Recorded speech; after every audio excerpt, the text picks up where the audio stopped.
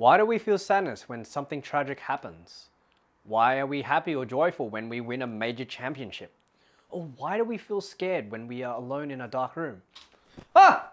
Emotions are very complicated and they are linked to our body's chemistry, our subjective feelings, physiological changes, and behavioral experiences. Specific parts of our brain all play a role in how we process the emotions we have and how they arise in the first place. For example, the amygdala is involved in processing emotional information and forming emotional memories. Without it, we would not remember all the emotions that we've experienced in past events.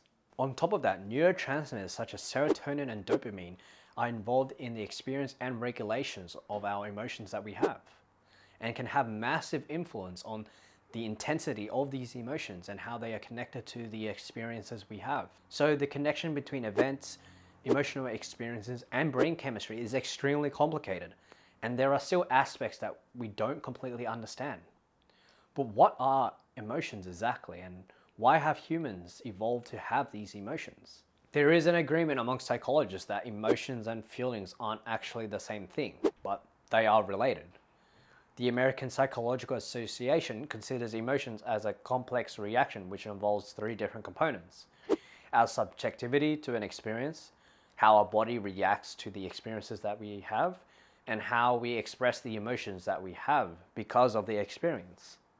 On the other hand, feelings are thought to be a way we express and consciously interpret the emotional experiences we have. And this can be influenced by our memories, beliefs, and connections to other people and our own moral values. There is also the misconception that mood and emotions are the same thing, but they are quite different from each other. Mood can occur without an apparent cause, whereas for us to have a certain emotion, there has to be an event or an experience that causes us to have that emotion. For example, when we wake up happy and joyful, this is a mood because there was no apparent event or experience that made us happy. However, if we were happy because we won a tennis match or got into the graduate program, this is an emotion as there was an inherent stimulus that made us happy. Our mood can also be influenced by our emotions and how intense it is. Winning a world championship or graduating from university can make us feel over the moon. And this can extend to the next day where we wake up with a happy mood because of the emotional experience that we have already had. The reverse is also true.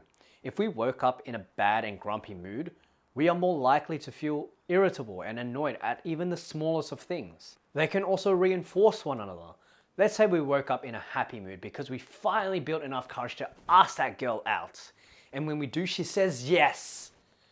That emotional experience will make our happiness much more intense than it was when we woke up because she said yes.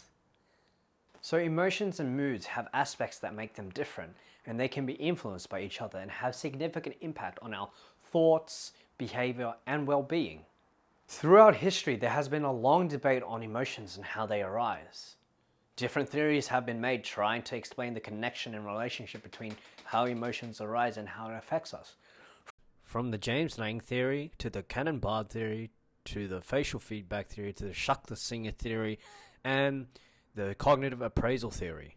All of them have aspects that make them different, but they all agree that emotions are based on some kind of external experience that are personal to us. And these emotions that we have will result in physiological and psychological reactions. There are two main groups of emotions: basic emotions such as fear, anger, happiness, disgust, and surprise tend to be more recognizable in other people because of the facial expressions they make, whereas complex emotions are considered to be a combination of basic emotions, and these are usually harder to recognize in other people because the facial expressions they make can be mistaken for other emotions. For example, regret can be mistaken for disappointment or sadness because of the physiological changes, and the way we express this emotion are very similar to sadness and disappointment. Both basic and complex emotions are important for everyday life. But the question remains, why did humans evolve to have these emotions? It is likely that emotions and the effects it has on our body evolved as a mechanism for survival.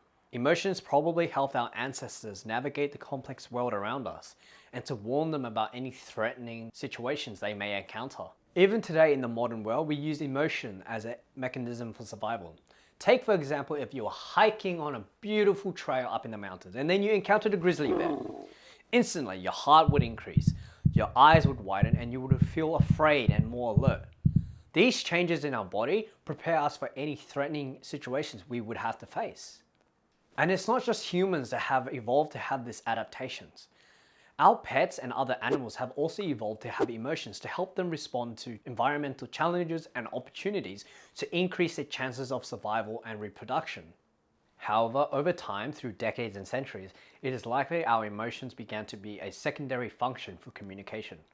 We observe people's facial expressions every day in our lives and their body language, and we use this as information to predict characteristics about their emotional expression, feelings, and their intentions in a given situation.